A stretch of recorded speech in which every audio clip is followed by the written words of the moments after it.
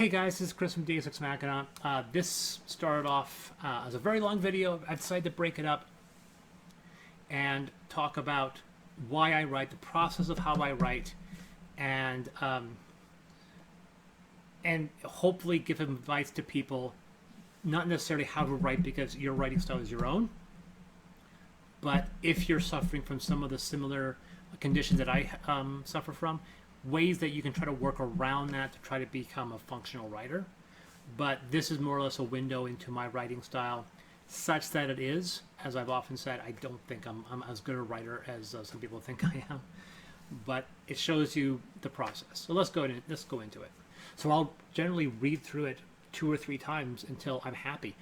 And even then, I'm still going to, of course, send it to an editor or a proofreader to go in there and have them read it, and they'll pick up things that I miss because, once again, with someone with ADHD, you will skip over a flaw in your sentence, and you'll read through it 3 times and not notice that you said "and" twice. So this is not a bad thing. And I know some people, some authors, some readers, and I wouldn't say this as a negative, but they look at that process as being flawed, like the best writers never had to, you know. When you look at some of the greatest novels from our past, you know, they were written without an editor, without, you know, one person wrote it on a typewriter, and that is genius. That is something that's amazing. But if you're someone who suffers from conditions like this, when you have access to this type of technology, when you have access to an electronic thesaurus and a spell checker, why would you turn them off? I mean, if you have access to this expanded vision, why would you cover one eye?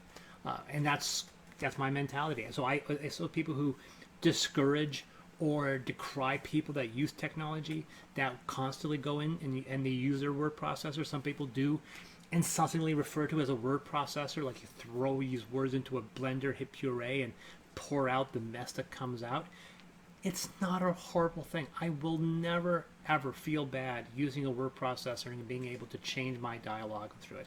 And a lot of new authors aren't going to be that way as well. I think this negativity comes mostly from readers who feel that there's a certain style that you should be writing. I don't think so. So I write a certain way, going into it again, I will also talk about I've talked about my writing style. And so there's other things I'll also mention. Sometimes I'll go in a tangent explaining the setting. And I won't have a character going in and explaining, like, by the way, did you know about the history of this city? Let me tell you about the history of this city. And in the end of being a tour guide, like hundreds of years ago, and I'll be like, no. And then sometimes the character's conversation will be done, and I'd be like, okay, by the way, kind of the way Douglas Adams did it, but he did it a lot more tongue-in-cheek. Here's the history of Vogon constructor ships, and he'll go off on that tangent. And sometimes I've done that as well.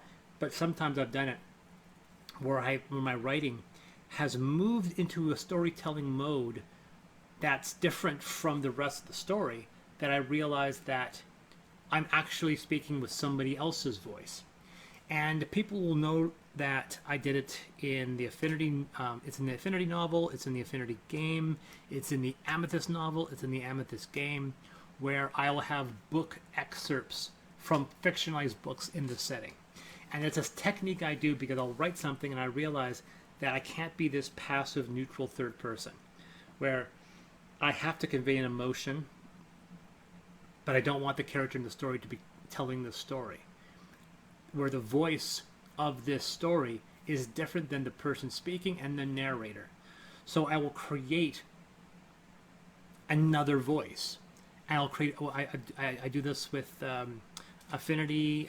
You'll see this if you look through the Amethyst books. You'll see them as well. They're in the Amethyst novels. And I do the exact same thing I do with Amethyst here. I at the end of each chapter, I'll have this random excerpt from a book that doesn't exist, where it's written by somebody else's first-person perspective. It's a scientist or it's a philosopher, and they'll explain something else in the setting without me going off camera and saying, well, here is the dry story about why this city is shaped this way. And I'll do that. I do that a lot. And I think the more interested I am in the setting, the more I'll break off on these tangents. I don't do it in Affinity as much as I do it in Amethyst. I do it in Amethyst a lot, but I find that since Amethyst had this undercurrent of story and books. But Affinity has that as well. There's a book that is pervasive throughout the entire story, so we see excerpts from books all the time in between chapters. That's something I do. But that's why I do them, is because I'm writing a story that's outside of the narrative, and it's going off tangent so much that it's speaking in a voice that's not compatible with the rest of the narrative. So I'll literally separate it and have it be a book excerpt from something in the setting. And that becomes something I just do. And originally it was just an idea that Amethyst had intentionally on its own, but since I'm doing it in Affinity, it's now becoming just something I do for myself. The other thing, of course, people mention is my writing style, and because I also write role-playing games, boop, boop, boop. And role-playing games for me, what comes first, the role-playing game or the novel? And the answer, of course, is very often is the role-playing game. But sometimes the role-playing game doesn't turn into an actual played game. Affinity was only 3 sessions, and we never played Taurus or Conestoga. It was just a fantasy story. And the narrative in Affinity is very much heavily inspired by those 3 or 4 sessions for that one setting, which is Paradise. The Taurus and Conestoga are completely fabricated. They're not based off of any campaign I ran. But for me, I write these RPGs as become story bibles for the novel. Now, story bibles in TV shows is very common. Harlan Ellison wrote the story bible for Babylon 5. And it tells you basically the world, the characters, and everything. There's no narrative. It just basically explains the setting. And I love the idea of packaging my story bible and turning it into a role-playing game. I like that idea because I think it's fascinating. I think it helps keep me enclosed within my world. Like when you're running a role-playing game, you're setting rules that can't be broken. I'm not saying that a fighter in my story has to act like a D&D fighter. I'm not going into that specifics, but if you say this is how the magic system works, and you create a fictionalized magic system like Affinity does, there's 3 different magic systems then you can say, okay, well, that's how the magic system works. So whenever someone casts a spell, then people have complained in certain TV shows, certain movies, certain books, that magic seems to just do what needs to be done to service the plot. Right? Like, why didn't he use this spell earlier? Well, because it's a Tuesday, don't ask any questions. Right? Don't think about too much. Right? Movies and TV shows do all the time, especially when it comes to science, sci-fi stuff, and magic. And I don't do that, and the reason why I don't do that is that I make sure I write it in the form of a role-playing game or a technical manual where I look at it and go, well, now these rules are set in stone. Right? And then I can then publish that, I can package that, I can publish it, and people can buy it as a role-playing game, and then they can create their own stories and their own campaigns within that same framework without having to be beholden to the story that I'm telling. So it'll kill 2 birds with 1 stone. It makes me consistent with my own setting, and it allows other people to play in that same sandbox. So I love the idea, and I think that every time I write a setting, I'm probably going to write a role-playing game with it, just because it keeps me sane, keeps me stable.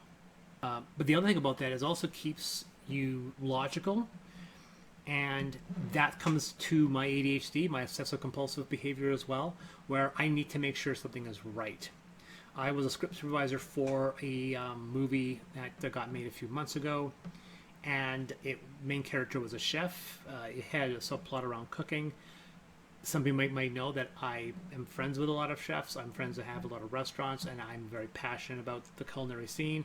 And reading this, I got a little upset because it got so much wrong when it comes to how chefs act and the culinary scene in general. I won't go into too many details of the problem with it, because obviously I was employed and I don't want to besmirch the script, but I had a bit of a laugh with some of my friends about some of the choices the characters were going, and I was able to influence the script to alter some scenes so the characters would say something that's a bit more factually correct rather than what was being invented for the story. And I couldn't not do that because I have this overpowering urge to make sure something's correct. So there's trains in Affinity, and I made a point, and I read up, and I became an expert in how trains work. The lingo, the dialogue, I needed to make sure that I wanted someone who was a train conductor to read the tourist part of Affinity and go, "Hey, that's actually right. What he's saying was actually correct." You know, sometimes I'll acknowledge it and go, "Yes, but we don't it doesn't work that way in my setting," right?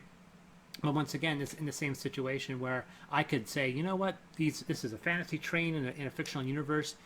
They don't have to use the same lingo as our 19th century train lingo coming out of Britain, but 19th century train lingo from Britain feels alien enough. Most people haven't heard of it, so when they hear it, it sounds kind of cool.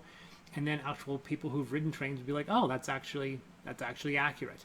And I don't have a problem with pulling in from actual sources. If I'm telling a science fiction story, I want to make sure that the science is correct. If you look at Amethyst is a good example. Amethyst has this complicated structure of how magic works, and it's actually based off of a variant of string theory called brain theory, and it's something that's the basis of how Amethyst universe work. But I like the idea it's based on this aspect of science, and I think it adds a layer of authenticity, and I can't not include that. I can't not avoid putting in technical jargon to show that I've done my research. I know some people don't like that, but I can't help myself. But I also make a point of making sure that my stories are consistent, where there's a reasoning for things to happen, and then later on in the story, you can go, "Oh yeah, I remember this rule he set down in page 10 that's coming back."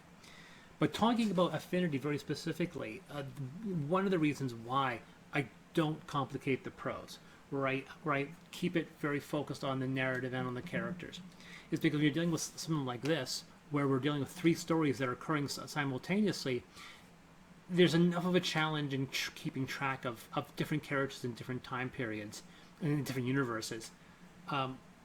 Overcomplicating the dialogue is going to make it that much more difficult. So yeah, I wanted to go into that little detail. Probably ran a bit longer than I wanted to, but that goes into details off of why I write, how I write, and the process of which I do it. Anyway, this has been Chris from Deus Ex Machina, and I'll see you guys next time. Like and subscribe. Peace.